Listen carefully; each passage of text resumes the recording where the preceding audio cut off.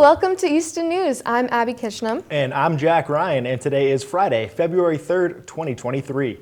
Could you use some additional help this year paying for heating, fuel, transportation, or food costs? At the annual town meeting in 2020, residents voted to adopt a local option under MGL Chapter 60, Section 3F to establish a Veterans Assistance Fund. This fund, known as the SERV Fund, can provide eligible veterans or surviving spouses up to $1,400 a year, depending on the fund availability at the time of application. SERV stands for Supporting Emergency Relief for Veterans of Easton. And as part of the rollout of the SERV Fund, the town is directing $100,000 of American Rescue Plan Act funding to immediately provide assistance to qualifying veterans and their families. This support comes into addition of the $150,000 of ARPA funds directed towards the Taxation Aid Committee Fund as part of the town's broader ongoing efforts to provide direct financial assistance to residents in need. Eligibility criteria is 80% of the area median income guidelines, Easton residency, and proof of veteran status is required. For more information on this and for many other ways that the Easton Department of Health and Community Services supports our town, please visit the Town of Easton Health and Community Services webpage. Applications are also available at Frothingham Hall at 15 Barrow Street. If you would like to donate to this fund, please make checks payable to the Town of Easton SERV Fund. The Are You OK free telephone calling service provides both peace of mind for both the individual and their family. The program provides reliable, daily phone assurance and the security a person may need to maintain their independence. The program is designed for senior disabled persons and shut-ins living in Bristol County. The Bristol County Sheriff's Department will make a telephone call to an individual's home at approximately the same time each day. If no one answers, the Sheriff's Department will call back shortly. If no one answers the second time, the Police Department will be called immediately to check on the individual's status. Enroll at 508-994-8932 or toll free at 888-809-8932. The 21st Annual Hockomock Film Festival has opened for submissions. A competition-based film festival, the Hockomock Film Festival encourages students to be creative, have fun, and work collaboratively while creating unique films. The Hockomock Film Festival was originally founded in 2002 as the Easton Film Festival. The Hockomock Film Festival is now open to towns in the Hockomock League. These towns are Canton, Easton, Foxborough, Franklin, Mansfield, Milford, Norfolk, North Attleboro, Plainville, Sharon, Stoughton, Taunton, and Wrentham. Festival categories include drama, documentary, and PSA. Submissions to the festival are due May 19th and an award ceremony will be held on June 9th. This year marks the 6th year that the HFF will be exclusive to high school students in the Hockomock League towns. The Hockomock Film Festival was founded by Bill Ames 20 years ago. The Easton Community Access took over the festival about 5 years ago, but it would not be what it is today without Bill's hard work over the years. We would also like to thank everyone who has made the Hockomock Film Festival what it is today. To submit your film, go to filmfreeway.com/HockomockFilmFreeway. If you're interested in hearing more, please go to the HockomockFilmFestival.com. Give Easton Community Access Television a call at 508-230-7200. The Animal Protection Center of Southeastern Massachusetts is looking for book donations for their upcoming book sale. They accept all book genres, children and adult, no encyclopedia sets. They will also be collecting puzzles of all sizes, board games, and audio CDs. They can be left at the front doors of the shelter any day between 9 a.m. and 5 p.m. The book sale is scheduled for March 10th from 4 to 7 p.m. and March 11th from 10 a.m. to 3 p.m. This week's Pet of the Week, we wanted to feature an animal that needed help finding their forever home. This week we have Scarlet as our Pet of the Week, and Katie from the APCSM will show off Scarlet in our feature here. Hi, I'm Katie with the Animal Protection Center, and today we have Scarlet. Scarlet is a 9-year-old domestic short-haired tabby. She's a spayed female. She's a really sweet girl. She would do best in a home, probably with no other animals and no young kids, but she is looking for her forever home. So if you're interested, you can fill out an adoption application on our website at apcsm.org. Join the Children's Museum in Easton every Friday from 10 a.m. to 10:45 a.m. for Stream Ahead. The R is for reading, incorporating literacy into programming, promotes critical thinking and creativity. Join the Children's Museum for story time, followed by an inspiring activity. Stream Ahead is free with admission or with the Children's Museum in Easton membership. Distributions for the Easton Food Pantry are at the rear of the Fellowship Church at 604 Foundry Street in South Easton, Massachusetts on Mondays from 11:30 a.m. to 3 p.m. Please see their website for more information at eastonfoodpantry.org. The Office of State Senator Walter F. Timildy will be hosting district hours on Tuesday, February 14th from 10 a.m. to 11 a.m. at Easton Town Hall in the Corona Boardroom, located at 136 Elm Street, Easton, Mass. 02356. For any questions, please contact the office at 617-722-1643. 2023 dog licenses are now available online. To license online, search dog ID number or enter your last name, street name, and/or dog name. Residents will only be able to use the online dog licensing service if the rabies certificate that is on file in the town clerk's office is current at the time of licensing. To update your rabies certificate on file, please email a copy to townclerksoffice@easton.ma.us and allow a few business days for internal processing before attempting to license online. Please note that the bank charges 50 cents and pay by electronic check, and there's a $1 postage and handling fee for each online license issued. Dog licenses and tags will be mailed directly to you. The Easton Water Division has installed a self-service water filling station to provide water with levels of PFAS6 below 20 nanograms per liter to those in sensitive subgroups. That's pregnant or nursing women, infants, and people diagnosed by their healthcare provider to have a compromised immune system, as well as other concerned residents. The filtration station is located on the side of the Water Division building at 417 Bay Road. The station can fill water containers up to 5 gallons. The Town of Easton and the Taxation Aid Committee are pleased to announce the creation of the Taxation Aid Fund. This fund will help low-income, senior, and disabled citizens to continue to live in Easton by helping them defer their cost of their real estate taxes. We are only able to help others by using donations from citizens like you. To donate online, please visit www.epay.cityhallsystems.com. Choose Easton, Massachusetts, and under the bill type, select Donation. To donate by mail, please send a check payable to the Town of Easton and write Taxation Aid Committee in the memo line to the address below. Town of Easton, Treasurer's Office, 136 Elm Street, Easton, Massachusetts, 02356. And for more information, please call the Treasurer at 508-230-0604. Easton Shoveltown Cultural District is happy to announce that the Art Gallery Co-op, located at 50 Main Street, a small cape out in the midst of AIM Shovelworks project, is expanding open hours. The co-op features fine art in paintings and photography, plus jewelry, wood-turned items, including kitchen-ready bowls, platters, handmade baskets, cards, and many other gift items. New artists plus guest artists are added all the time. Check them out on Facebook at Easton Shoveltown Cultural District and Art Matters Easton MA.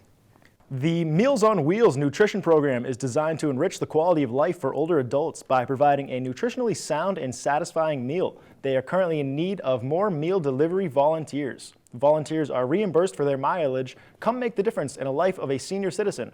Call the Old Colony Elder Services at 508-584-1561, extension 530, to request a volunteer application. OA Iron Tigers Robotics presents the Winter Laughs Comedy Show on February 11th at the Easton Country Club. Doors open at 6 p.m. and the show starts at 7 p.m. Entry is $40 per person and you must be at least 21 years of age. For more information and ticketing, visit funnyforfunds.com/events or contact Julie Pomfret at 774-273-0777. Spring registration for the Easton Youth Baseball is now open. Easton Youth Baseball League, the EYBL, is a Cal Ripken Baseball Babe Ruth charter league for players ages 6 to 15 in Easton, Massachusetts. EYBL strives to provide players with a safe, supportive, and competitive environment to pursue their baseball aspirations. EYBL's home is Militia Park in Easton. Learn more at eastonyouthbaseball.org. The Town of Easton is holding a Mommy and Me movement. This 60-minute workout will help stretch and strengthen your body and leave you feeling ready to take on the day. Each class will work with the whole body and feature cardio drills as well as core and breathing exercises. No equipment is required when attending class. Kids ages 6 weeks to 6 years are alongside mom. Strollers are welcome as well as baby carriers, as all exercises can be modified to fit your needs. Start your morning off with some Mommy and Me movement. This 6-week course will run at Frothingham Hall, 15 Barrow Street, on Tuesday mornings at 9:30 to 10:30 a.m., starting on Tuesday, February 21st. Registration is required but limited, so sign up soon. To register, go to www.easton.ma.us and select Health and Community Services, and then click on Community Engagement and Programming. Easton Recreation Adult Men's Basketball registration is open to all men 18 years and older. These games will be social and competitive in nature, no practices, just play. Participants will play against other individuals of all skill levels, and games will be held every Sunday morning from 9 a.m. to 11 a.m. at the Richardson Olmsted School. Activity will run till April 30th, and there's no activities during school vacations. The cost of this program is $85. To register, go to www.easton.ma.us and select Health and Community Services. Then click on Community Engagement and Programming. The Ames Free Library during the month of February has a calendar full of events. Here is Megan Tully from the library to tell us all about these events. Winter is officially here. Time to check out the Ames Free Library's unbelievable events and snuggle up and read. If you need some motivation to find your next great read, join us for our Winter Bingo Challenge. Readers and library lovers of all ages are invited to participate through March 20th. Register on Read Squared to get your bingo card and start tracking your reading. Join today and discover your next great read and learn more about library resources. For every 3 bingo lines you complete, you'll earn a book buck, which you can use to purchase books from the Friends of the Library book sale at Queesit House or from the library sale cart. There are different bingo challenges for kids, teens, and adults. Come on into the library or visit our website for more information. A new year means new book club selections. Here's a peek at what our book clubs are reading this year. The Ames Free Library and Frothingham Hall Book Club read books across a variety of genres. Join the AFL Book Club the second Monday of every month at 6:30 p.m. on Zoom, or the second Wednesday of every month at 1:30 p.m. in the first floor presentation commons at Queesit House. The Frothingham Hall Book Club meets the second Thursday of every month at 2 p.m. at Frothingham Hall. If you love the thrills and chills of a great crime or suspense novel, join the Mystery Book Club. The club meets on the last Thursday of every month in the first floor presentation commons at Queesit House. Prefer fact over fiction?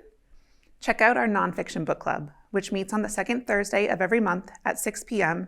in the first floor Information Cafe at Queesit House. Don't miss our newest book club for adults, the Young at Heart Book Club.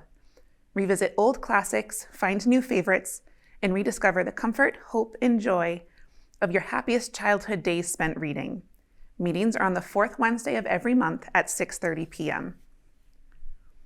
And don't think we forgot about the kids. We have a book club just for them too. The WHAM Book Club is focused on graphic novels and is intended for kids in grades 3 through 6. The club meets on the fourth Tuesday of every month at 4 p.m. Kids can read in advance of each meeting or just come and chat about their favorite manga and comics. You can find details on all of our book clubs, including monthly title selections, on our website. We're excited to announce the latest offering from the Ames Free Library. You can now access Canopy with your library card. Canopy offers free access to over 500 films, documentaries, and more. Visit our website for more information. AFL is proud to once again be participating in the Boston Bruins PJ Drive from February 1st through March 15th. We appreciate your donations of kids' pajamas for toddlers through teens. Extra large kids and small adult sizes are always most in need. Donations can be dropped off at the circulation desk. On Monday, February 6th at 6:15 p.m., join local author Jenny Howe for a talk and book signing. Miss Howe's debut novel, The Makeup Test, was an editor's pick on the Reader's Digest list, the 30 new books we can't wait to read in 2022. Copies of the book will be available for purchase and signing at the event. Calling all teens. Are you between the ages of 13 and 18? Do you want to learn how to play Dungeons and Dragons? Do you want to make new friends and have lots of fun? Join Dungeon Master Clarence from 5:30 p.m. to 7:30 p.m. every Tuesday beginning February 7th at Queesit House for our new Dungeons and Dragons Club. All you need to bring is a notebook or some paper, a pen or pencil, a set of dice, or a device with access to a dice app, and your imagination. Who said February is only about romantic love? From 4 to 6 p.m. on February 9th, join Callie and Hannah for a celebration of Palentines. We'll make friendship bracelets and paper bouquets that you can gift to the platonic loves in your life. enjoy snacks, and watch our favorite 90s teen rom-com, 10 Things I Hate About You, while we craft. This program is for teens ages 12 to 18 and does not require registration. We hope to see you there. School break is quickly approaching. Keep an eye on our website and social media channels for information about special programming the week of February 20th. And of course, even with all of these new and exciting happenings at the library, we haven't forgotten about our regular programming. We hope you and your little ones will join us in the cozy window nook in the children's room for story time. Story time is offered 3 days a week at 10:30 a.m. Wiggle Worms, designed for toddlers, is on Tuesday. Baby time for infants and pre-walkers on Wednesday. And family story time, best for preschoolers but fun for the whole family, is on Thursday. On the fourth Monday of every month, we also host a pajama story time at 6:30 p.m. in the children's room. Come dressed in your PJs and enjoy books, rhymes, lullabies, and a seasonal mindfulness exercise. Drop by the Queesit House from 4 p.m. to 5 p.m. on the third Wednesday of every month for Block Party and Block Party Junior. Free play, topple, and construct with a variety of building materials. Blocks for older children will be in the first floor presentation commons. Blocks for younger children will be in the second floor conference room. Our monthly correspondence club allows children ages 8+ to experience the joy of snail mail. Meetings take place on the second Thursday of every month from 4 to 4:45 p.m. in the children's room at the main library. Teens are cordially invited to a manga tea party on the second Tuesday of every month at 4 p.m. in the Teen Den. Drop in, talk about what you're reading or watching, and make some new friends, and get ready to add countless books to your to-be-read pile. The AFL Teen Advisory Board meets on the third Tuesday of each month from 3:30 to 4:30 at Queesit House. Every tab meeting is a chance to hang out, talk about how to make the library even more awesome, make something rad, and maybe even help the library in the process. And when you swing by the library for your next cozy winter read, spend a little time admiring our art displays. The library has renewed our partnership with the Shoveltown Cultural District and will feature an artist on a rotating basis on the art wall on the first floor and in our fireplace room display case. Come and see some of Easton's local talent. We hope to see you soon at the Ames Free Library. Chief Justin Alexander and Captain John DiZallo would like to remind residents that open burning season began January 15th and runs until May 1st. A permit is required to open burn in compliance with Massachusetts law. Easton residents can apply for open burning permits online by visiting permiteyes.net/easton/burning/homepage.asp. To submit an application, your name, street address, and phone number are required. Residents must visit the same website to request authorization for a residential burn on each day they wish to burn. Residents are asked to not call the department's administration offices to request a burn. All requests must be made online. Violations of the permit requirements, open burning law, and/or open burning regulations will be grounds for a permit revocation. According to the Massachusetts law, anyone found burning without a permit may be subject to criminal charges, the punishment of which is a fine up to $500 plus the cost of suppression or by imprisonment for up to 1 month or both. Burning must be done between 10 a.m. and 4 p.m. from January 15th to May 1st, at least 75 feet from all dwellings, and as close as possible to the source of the material being burned. Residents are allowed to burn brush, cane, driftwood, and forest debris, but not from a commercial or industrial land clearing.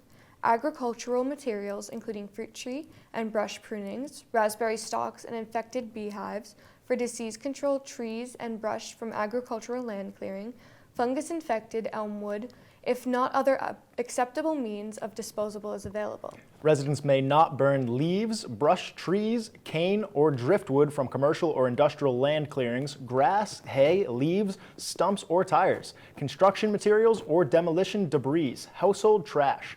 You can help prevent wildlife fires by burning early in the season. Wet and snowy winter conditions help hinder the rapid spread of the fire on or under the ground. Changing weather conditions and increased fire danger in spring can lead to many days when an open burning is not allowed. April is usually the worst month for brush fires. When the snow recedes, but before new growth emerges, last year's dead grass, leaves, and wood are dangerous tinder. Winds also tend to be strong and unpredictable in April. For more information on open burning in Massachusetts, visit mass.gov. Now it's time for ECAT Weekly Sports Recap with Joe Taft. Hello and welcome to your weekly ECAT Sports Recap. My name is Joseph Taft. Oliver Ames Wrestling hosted a Hockomock League Super Quad meet on January 28th. The shorthanded Tigers battled hard against Franklin, Sharon, and North Attleboro. They finished 1-2 on the day, beating Sharon while also losing 2 tough matches to Franklin and North Attleboro. A couple of wins came from Ryan Widup at 152, Jake Manthis at 182, and Braden Strott at 220. On the 1st, they hosted visiting Taunton for senior night. The graduating student-athletes' achievements were celebrated before the game. Unfortunately, they were defeated in this one by a score of 66-18. Senior Jaden Hinton finished the evening with an impressive 10-second victory in his final career match. OA Gymnastics hosted Canton on the 31st. They got another big win. Captain Abbie DeCudo finished this one with top scores on bars and beam. Katie Babanikis had the top score on vault, and Courtney Waugh had the top score on floor as the Tigers came on top over the Bulldogs.